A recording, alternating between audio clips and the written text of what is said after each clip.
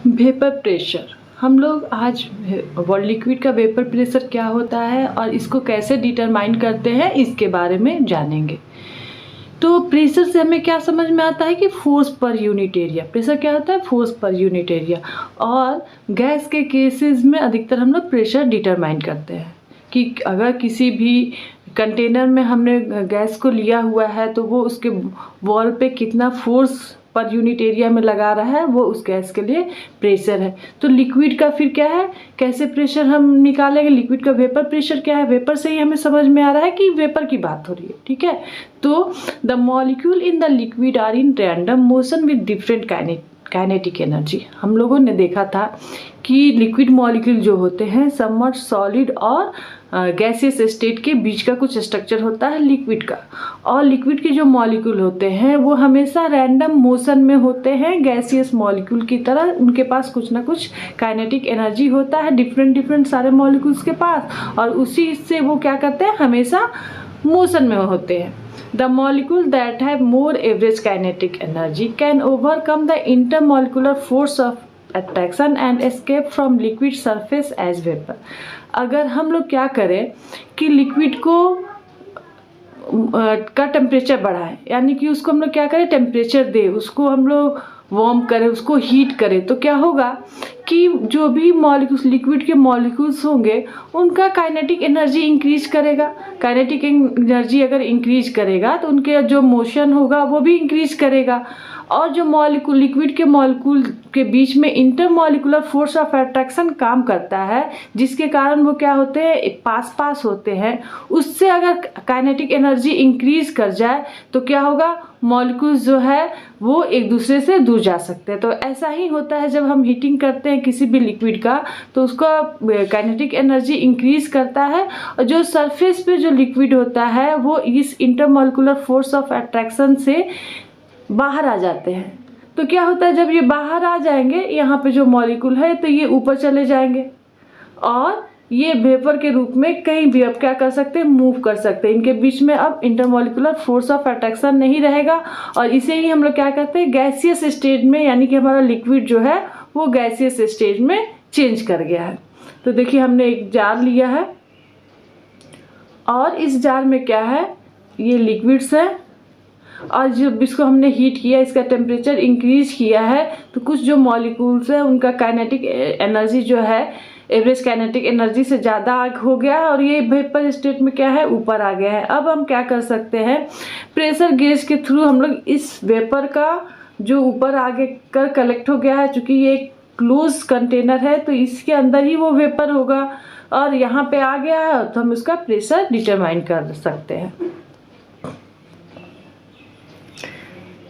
The process of conversion of liquid molecules to gaseous stage is called vaporization। ऐसा हम लोग जानते हैं कि अगर हम लोग लिक्विड को गैसियस स्टेज में चेंज करें, जो हमने अभी किया, क्या किया, लिक्विड को हीट किया और जिससे वो क्या हुए, लिक्विड का जो मॉलिक्यूल्स था उनके बीच में इंटरमॉलिक्यूलर फोर्स ऑफ अट्रैक्शन जो है से ज़्यादा काइनेटिक एनर्जी हो गया और मॉलिक्यूल्स जो थे वो वेपर फेज में चले गए, वो गैसियस स्टेज में चले गए। इसको हम लोग क्या बोलते हैं, इसे हम लोग वेपोराइजेशन बोलते हैं और इसे हम लोग इवोपरेशन भी बोलते हैं।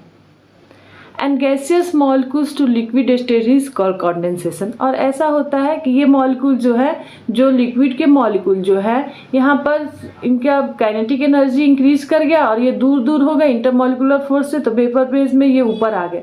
लेकिन यहाँ पे जब टकराए और इनका काइनेटिक एनर्जी मोशन के कारण अगर कम हो गया इस कोलिजन की वजह से, तो फिर क्या हो जाएगा, ये नीचे आके लिक्विड स्टेट में चेंज हो जाएगा। उस स्टेट को हम लोग क्या कहते हैं, उस प्रोसेस को हम लोग कहेंगे कंडेंसेशन। लिक्विड से गैस बनने के प्रोसेस को हम लोग क्या कहेंगे, इवोपरेशन या वेपोराइजेशन। और वेपर से यानी कि गैसियस स्टेट से लिक्विड में कन्वर्ट करने को हम लोग बोलते हैं कंडेंसेशन या condensation process. As the number of molecules in gaseous phase increase, some of them strike the liquid surface and are recaptured। जैसे जैसे यहाँ पे नंबर ऑफ मॉलिक्यूल्स जो है इंक्रीज करेगा, जैसे जैसे यहाँ पे नंबर ऑफ, यहाँ पे क्या हमने टेम्परेचर इंक्रीज किया इनका काइनेटिक एनर्जी इंक्रीज कर गया, ये वेपर फेज में चले गए, इनके बीच का इंटरमॉलिक्यूलर फोर्स जो है 0 हो गया। और क्या हुआ, अब ये जब वेपर फेज में आ गए, जब नंबर ऑफ वेपर बहुत ज़्यादा इंक्रीज कर गया, तो जो सरफेस के पास है वो क्या करेगा, फिर ये इनके बीच में एक intermolecular force of attraction work करने लगेगा और ये फिर लिक्विड फेज में कन्वर्ट करते जाएंगे। तो ये एक प्रोसेस जिसमें कि वेपर जो है वो लिक्विड में कन्वर्ट कर रहा है और जो लिक्विड है वो वेपर में कन्वर्ट कर रहा है, ऐसा होते रहेगा। As the number of molecule in gaseous phase increase, some of them strike the liquid surface and are recaptured. अब क्या हुआ, वेपर से वो फिर से लिक्विड में कन्वर्ट कर जाएगा। A stage comes when the rate of evaporation exactly equals the rate of condensation. और एक ऐसा समय आएगा जब जितना भी लिक्विड जो है होगा वो लिक्विड में कन्वर्ट कर जाएगा। एक इक्विलिब्रियम का स्टेट आएगा कि जितना मॉलिक्यूल जो है वेपर में कन्वर्ट कर रहा है, अगर एक मॉलिक्यूल जो है वेपर में कन्वर्ट किया तो एक लिक्विड का मॉलिक्यूल, वेपर जो मॉलिक्यूल होगा वो लिक्विड में कन्वर्ट हो जाएगा। इस वाला एक इक्विलिब्रियम का एक स्टेज आएगा जब इवोपरेशन और कंडेंसेशन दोनों प्रोसेस जो हो जाएगा उसका रेट इक्वल हो जाएगा। Thus a dynamic equilibrium is establish between the liquid and the vapour at the given temperature. अब एक ऐसा स्टेज आएगा जितना लिक्विड जो है जितना वेपर में कन्वर्ट कर रहा है उतना ही वेपर जो है लिक्विड में कन्वर्ट कर रहा है। एक ऐसा इक्विलिब्रियम स्टेज आ जाएगा। हर एक टेम्परेचर पे ऐसा होगा जिसमें भी वेपोराइजेशन के लिए एक मिनिमम टेम्परेचर का रिक्वायरमेंट है। वो टेम्परेचर जैसे ही वो लिक्विड जो है वो उसके पास आएगा, कैसे आएगा, हम उसका टेम्परेचर इंक्रीज करेंगे, उसको हीट करेंगे। Now concentration of vapour is constant and it will be exert A definite pressure at the equilibrium. अब क्या है कि जितना वेपर में उसको कन्वर्ट करना था, लिक्विड से वेपर में जितना कन्वर्ट करना था वो उतना कन्वर्ट हो गया। अब उसमें जितना स्पेस था कंटेनर में, जितना वेपर बन सकता था वो बन गया और उससे ज़्यादा जैसे ही मॉलिक्यूल होंगे वो क्या हो जाएगा, वो सरफेस के पास स्पेस नहीं है तो सरफेस के पास आएगा और वहाँ से वो कैप्चर कर लिया जाएगा तो फिर लिक्विड में कन्वर्ट हो जाएगा। तो जितना वेपर के मॉलिक्यूल हो सकते हैं उतना हो गए। वो एक ऐसा स्टेज इक्विलिब्रियम स्टेज आएगा और उसी वक्त में हम लोग क्या कर सकते हैं, वेपर प्रेशर को डिफाइन कर सकते हैं किसी लिक्विड के लिए। The pressure exerted by the vapour in equilibrium with the liquid at a fixed temperature is called vapour pressure. एक ऐसा प्रेशर क्या है, जैसे हमने गैसेस स्टेज में कहा था कि जितना भी वॉल पे फोर्स लगा रहा है पर यूनिट एरिया पे, अगर गैस मॉलिक्यूल्स जो फोर्स लगाते हैं उसे हम लोग गैस का प्रेशर कहते हैं। वैसे ही सेम चीज़ यहाँ पर भी है कि वेपर जो है पर यूनिट एरिया पर जितना भी प्रेशर लगाएगा वो क्या हो जाएगा, उस लिक्विड के लिए उसका वेपर प्रेशर हो जाएगा।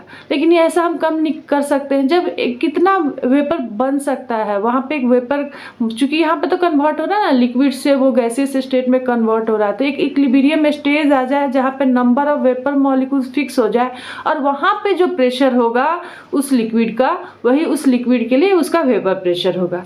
यानी कि हम क्या क्या यहाँ से हमारे पास आया कि वेपर प्रेशर जो होता है वो क्या होता है, लिक्विड का इंटरमॉलिक्यूलर फोर्स ऑफ अट्रैक्शन के डायरेक्टली प्रोपोर्शनल होगा। क्योंकि वेपर कब फॉर्म कर रहा है, जब इंटरमॉलिक्यूलर फोर्स ऑफ अट्रैक्शन से मॉलिक्यूल्स लिक्विड के बाहर आ रहे हैं, ठीक है। और ये जो इंटरमॉलिक्यूलर फोर्स ऑफ अट्रैक्शन होता है वो डिफरेंट होता है डिफरेंट लिक्विड के लिए, तो वेपर प्रेशर भी डिफरेंट होगा डिफरेंट लिक्विड के लिए। और यही दूसरा कि वेपर प्रेशर जो होगा चूँकि टेम्परेचर पे डिपेंड कर रहा है वो डायरेक्टली प्रोपोर्शनल होगा एब्सोल्यूट टेम्परेचर के।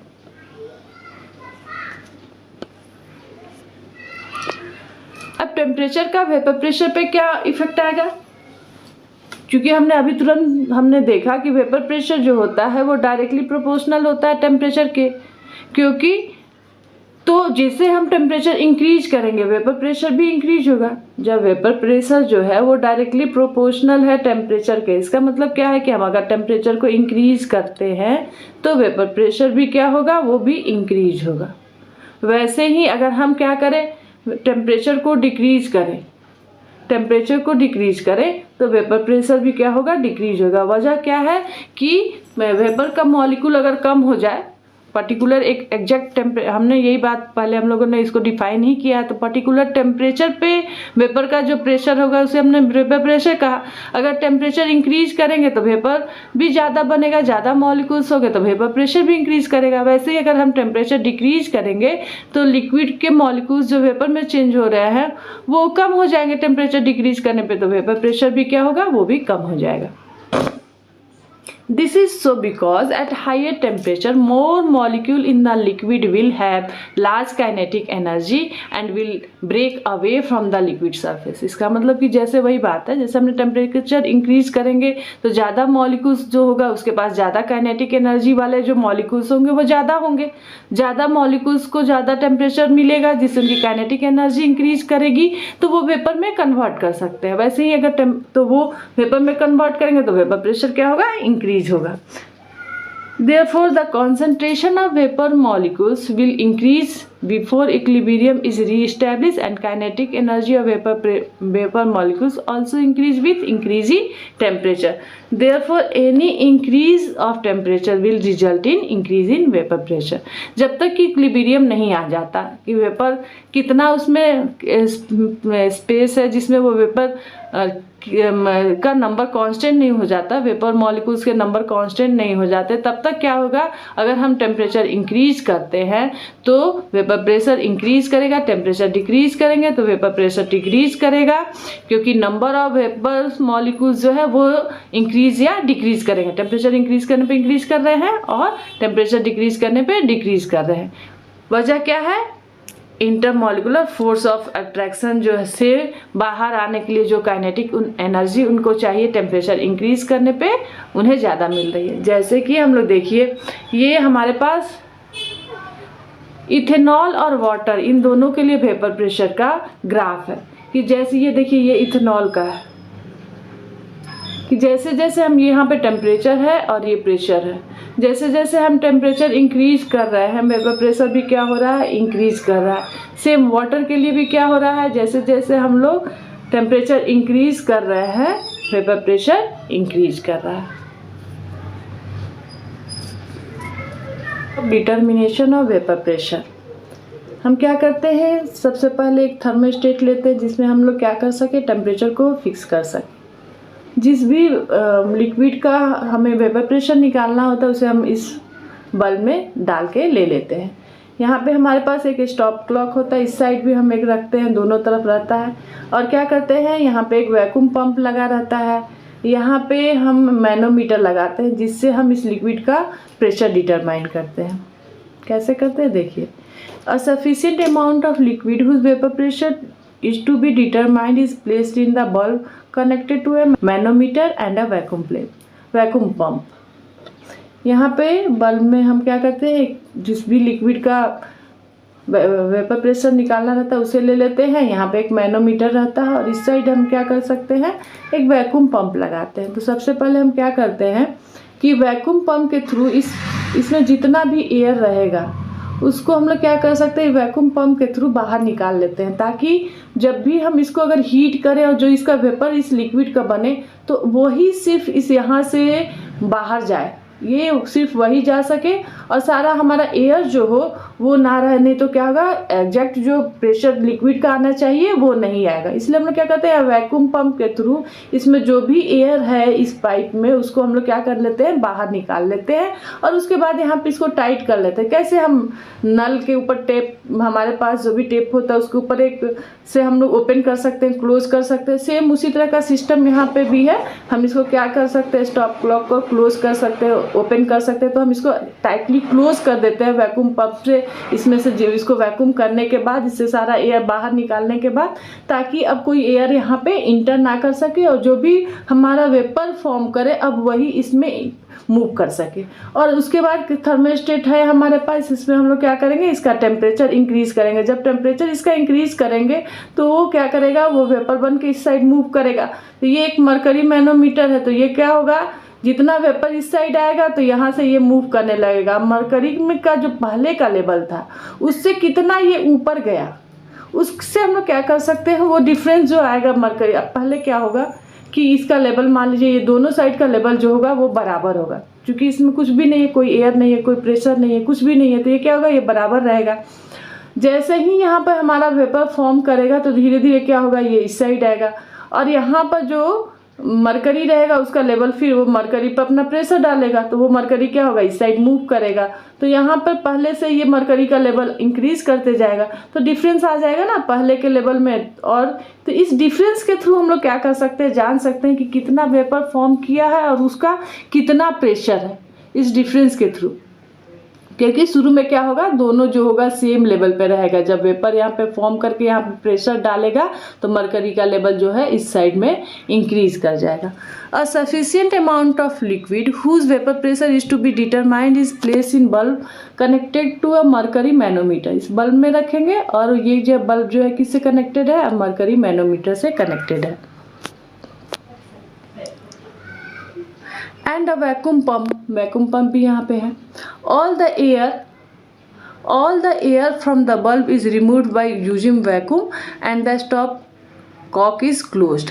अ part of liquid evaporates, the system is maintain at a constant temperature so that equilibrium is establish. हमने थर्मोस्टेट क्यों यूज करते हैं, ताकि क्या हो, एक इक्विलिब्रियम पे हम लोग वेपर प्रेशर डिटरमाइन करते हैं, तो वो जब इक्विलिब्रियम स्टेज आए उस समय टेम्परेचर चेंज ना हो। इसलिए हम लोग थर्मोस्टेट में ये सारा सिस्टम को हम लोग क्या कर रहे हैं, एक थर्मोस्टेट में लेते हैं और यहाँ पे टेम्परेचर जो है हम मेंटेन करके रखते हैं। The difference in the level of mercury in the manometer is equal to vapour pressure of the liquid. By changing the temperature of thermostat, we can calculate vapor pressure of liquid at different temperature। हमने पहले भी बात की कि जब यहाँ से vapour form करेगा, शुरू में ये क्या होगा, ये दोनों लेवल सेम रहेगा।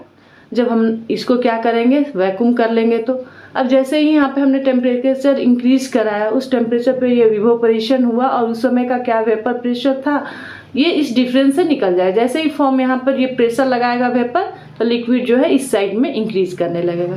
अब हम क्या कर सकते हैं, इसका यूज़ करके डिफरेंट टेम्परेचर पे हम उस लिक्विड का वेपर प्रेशर डिटरमाइन कर सकते हैं। और हर समय क्या होगा, चूंकि हमारा एक थर्मोस्टेट में लिए हैं तो टेम्परेचर चेंज नहीं हमारा होगा, वो इसमें हम कांस्टेंट रख सकते हैं। इसलिए डिफरेंट टेम्परेचर पे हम लिक्विड का वेपर प्रेशर डिटरमाइन कर सकते हैं। This method is useful for liquid having vapor pressure up to 1 atm। 1 atmosphere तक जो भी लिक्विड का अगर वेपर प्रेशर होता है उसको हम लोग क्या कर सकते हैं, इस मेथड का, स्टैटिक मेथड का यूज़ करके हम इसको डिटरमाइन कर सकते हैं। लेकिन अगर किसी का उससे कम रहा, उससे भी बहुत कम रहा, तो हम क्या करेंगे, उसके लिए हम लोग डायनेमिक मेथड को यूज करते हैं। Dynamic method of determination of vapour pressure. इसके लिए हम लोग क्या करते हैं, थर्मोस्टेट लेते हैं और उसमें हम लोग इसका यूज़ करते हैं जिसका वेपर प्रेशर जिस लिक्विड का 1 atm से कम होता है, उसमें हम लोग एक ड्राई एयर को पास करते हैं, जो कि क्या करता है, उस लिक्विड के वेपर को लेके बाहर निकलता है और उस वहाँ पे फिर हम लोग उस लिक्विड के वेपर का प्रेशर को मेज़र करते हैं। कैसे करते हैं, सारा हम लोग आगे देखते हैं। apparatus arrangement for this method is given in figure यहाँ पर दिया हुआ है। एक थर्मोस्टेट है, ये इसके अंदर हमारा लिक्विड है। जिस किसी टेम्परेचर पे हम चाहेंगे उस टेम्परेचर पे थर्मोस्टेट को हम लोग क्या कर सकते हैं, मैनेज कर सकते हैं, उस स्टेट पे रख सकते हैं। इस लिक्विड का हम लोग क्या करेंगे, जिस किसी भी लिक्विड का हमें वेपर प्रेशर निकालना है, यहाँ रखेंगे, उसका टेम्परेचर इंक्रीज करेंगे और इससे इसका वेपर फॉर्म करेगा। यहाँ से हम लोग क्या करेंगे, एक इनर्ट गैस का फ्लो कराएंगे। वो इनर्ट गैस जो है इस वेपर के साथ रिएक्ट नहीं करने वाला होता है, इनर्ट गैस है, इसीलिए हम इनर्ट गैस ले रहे हैं। वो ड्राई है, इसलिए क्या करेगा, वेपर के साथ कॉन्सेंट्रेटेड हो जाएगा और यहाँ से बाहर निकल जाएगा। ठीक है, if V be the volume of gas passed and the loss in the weight of the liquid in the vapor pressure is given by the expression। अब क्या है कि कितना यहाँ पे हम इनर्ट गैस को कितना वॉल्यूम इसमें इंटर कराए हैं वो हम जान सकते हैं, क्योंकि हम गैस को पास कराएंगे तो वो अगर V वॉल्यूम है और जो हमने लिक्विड लिया था उसके वेट में कितना लॉस हुआ ये भी हम डिटरमाइन कर सकते हैं। पहले वाला कितना वेट था और इससे जब एयर पास करके निकल गया तब अब कितना वेट है, इसके थ्रू हम लोग लॉस ऑफ वेट निकाल सकते हैं। ठीक है, तो हमारे पास एक फॉर्मूला होता है जिस पे हम लोग ये वो है vapour pressure is equal to small m upon capital M into V into RT। यहाँ पे m क्या है, ये है मॉलिकुलर वेट ऑफ लिक्विड, और स्मॉल m क्या है, जो लॉस ऑफ वेट हुआ था लिक्विड का वो।